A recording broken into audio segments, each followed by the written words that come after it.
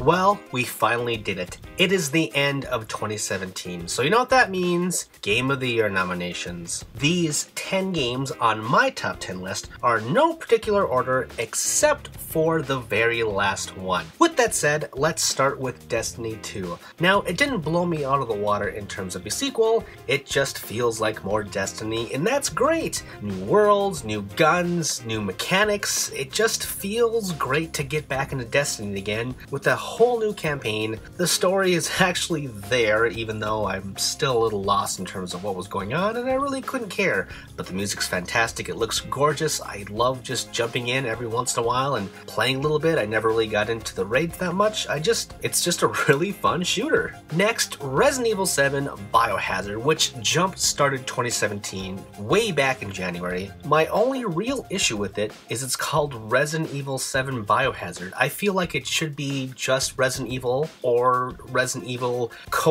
something else, but calling it a numbered game is a little weird to me. That's really my only problem with it. It looks phenomenal. I just tried it on the VR headset a couple weeks ago, and it's right. It really is the poster child for VR. It looks fantastic. The gameplay is awesome. They somehow retooled what it means to be Resident Evil and yet rebooted it at the same time to make it a mansion game. It just feels tense and great. There are some later parts that are a little too Resident Evil 6 over the top, of course, but I think it is phenomenal, despite a lot of its setbacks. Next, Horizon Zero Dawn. I think this game would have benefited from being a 10-hour game, maybe a little bit more than that, but the thing that detracted me was the more I played it, the less I started to like it. I think it is a really cool world, a really cool setting, a post-apocalypse, but overgrown with all these really cool robots that you fight, and I love Aloy and the story she goes through, but I think with all the side quests and stuff like that, I think it just goes on for far too long. Everything starts to become tedious, and that's not what you really want to say about a game that you like. So yeah, cool concept, great story, but, you know, kinda meandered. Next, Nier Automata. I enjoyed, in quotes, the first Nier game. It was special in a very, very weird kind of way, but I wouldn't call it a good game. This one, on the other hand, is an actual good game. It is probably the best music of the year. It is fantastic. Every single track is just haunting and beautiful, epic. It looks fantastic. It uses a very small palette of colors and kind of simplistic polygonal forms. It's kind of hard to describe, but it's just super unique, just visually, and the story is, yeah, kind of monotonous, like Horizon Zero Dawn, in that you have to play it multiple times in order to get the whole thing. But once you get to some of these story pieces, it's just like, wow, that is something unexpected. That's something I've never seen in a video game before. I need to see this whole thing through. So it is an investment, but it is really just worth your time. Just like blown out of the park how good this game was from such a less than stellar beginning. Okay, how about we talk about Uncharted: The Lost Legacy? Another game where I thought, okay, it's a standalone expansion, more Uncharted, this is probably going to be good. It is the opposite of Horizon Zero Dawn. I liked Uncharted 4, but I also thought it went on for way too long. Uncharted: The Lost Legacy is the perfect Uncharted experience. I love being able to go in with Chloe and Nadine. It's something different while still being the same exact thing. It's kind of an open world where you can do the puzzles in a different order. I mean, you still get to the same ending, but it is just a nice little twist on the Uncharted formula. It looks fantastic. I like the story a lot more. I kind of had a problem with 4 having Drake's brother being it. I didn't really feel that he was necessary, but there's just, like I said, it's just more compact. And the game is a triumph because of that. Next, let's talk about a little indie, Flinthook. Now, I saw this game at trade shows and trailers and screenshots, and I always thought it looked cool. I love me some 16-bit graphics, I love indie games, I love simple arcade action, I love roguelikes, you know, like Rogue Legacy, so I thought, this game kind of looks cool.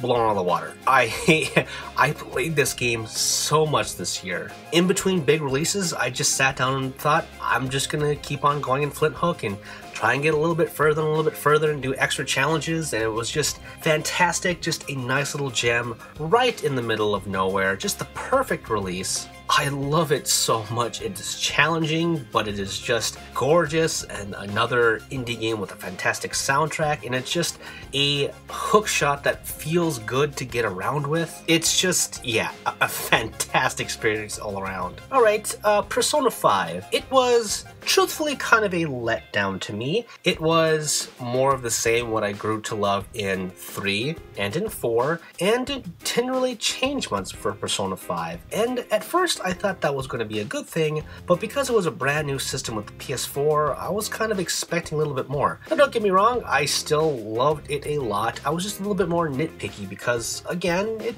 was a story that I experienced time and time again. There was a lot of holdbacks in terms of how long it took for you to get to the tutorial and actually get to explore this world. A lot of how you interact with your classmates in dungeons were pretty much the same, though I will say that the actual dungeons being a more, well, I should say a better designed outlook was really cool, instead of just being like a random dungeon without much personality to it. And I do like the whole thief getup. Again, another game with a fantastic soundtrack. I like this game a lot. Shay and I talked about it a lot when we did our spoiler cast for the thing. Don't get me wrong, again, fantastic game. It's just maybe not as good as I was hoping it to be. Next we have Fire Emblem Echoes Shadows of Valentia, which is a remake of Fire Emblem Gaiden, which you may think, hey, that should be in the top 10 remakes and remasters, shouldn't it? Well, kinda sorta, but you know what? Fire Emblem Gaiden never came out over here, so this is like the West's first introduction to this, so I count it in the new games category. That's just the way it is. Kind of like Star Fox 2. It's an old game that kind of existed way back when, but it never actually came out, so it's technically a new game in 2017. Anyway, the point is, Fire Emblem Echoes deserves to be on this list. It is something completely different that you've never seen in Fire Emblem before. Yeah, it's the same turn-based strategy that you've grown to know and love, but there's not a wheel. You know, the typical sword, axe, spear, kind of rock, paper, scissors type of thing. Everything is a little bit more difficult and not as straightforward in terms of weaknesses for your enemies. You level them up differently.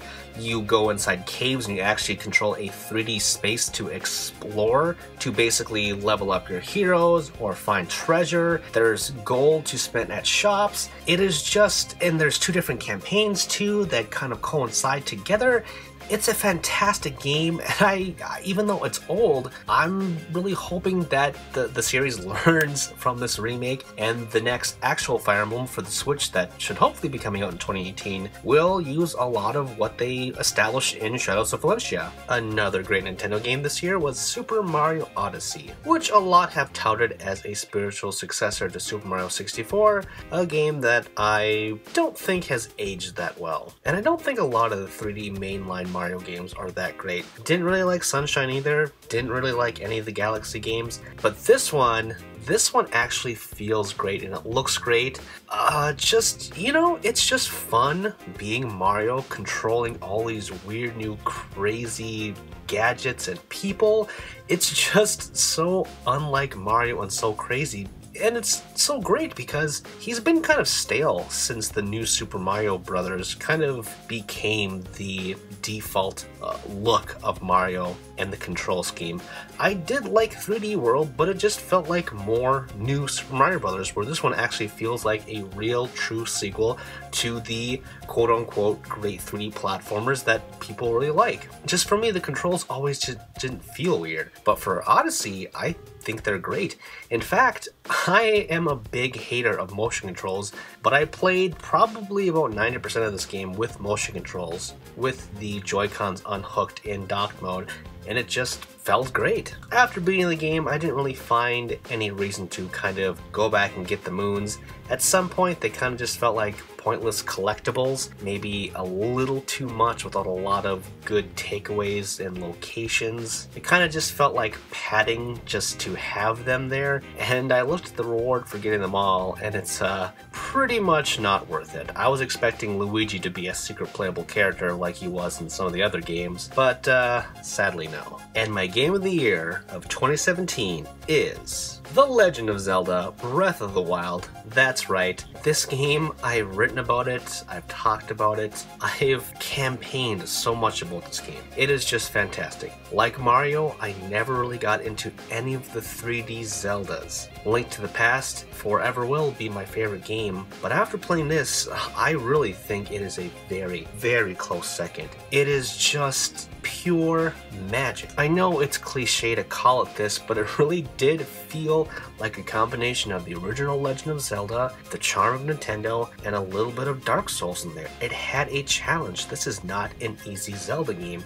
Yeah, it got rid of the dungeons, and the story is hit or miss along with the voice acting, but just going out there exploring the world, every single inch of that game with something cool to find around every corner, distractions that are actually worth your time, not the actual side quest, but just exploring, it just feels great to play.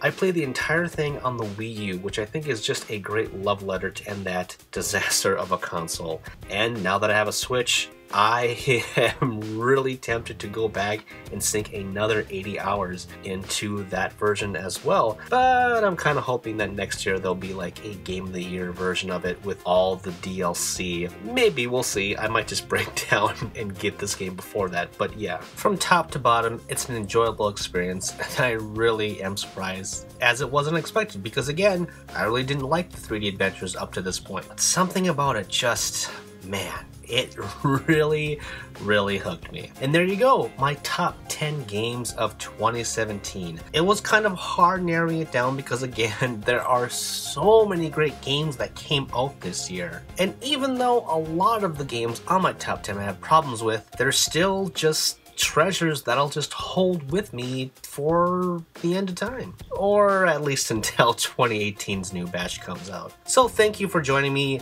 Congratulations on all my quote-unquote winners. And I hope you all have a very happy new year. My name is Tristan, and you've been watching ReActionExaminer, wherein I do my best to create interesting videos to entertain and educate you fine folks. Be sure to subscribe, that helped me out a lot. And if you want to check out more, be sure to read my work over on The Gamer, wherein I write fun little listicles. You can also drop by my personal website, GameJerk, wherein I post other articles and reviews. All these links and more can be found in the description below. Thanks, and see you all next time.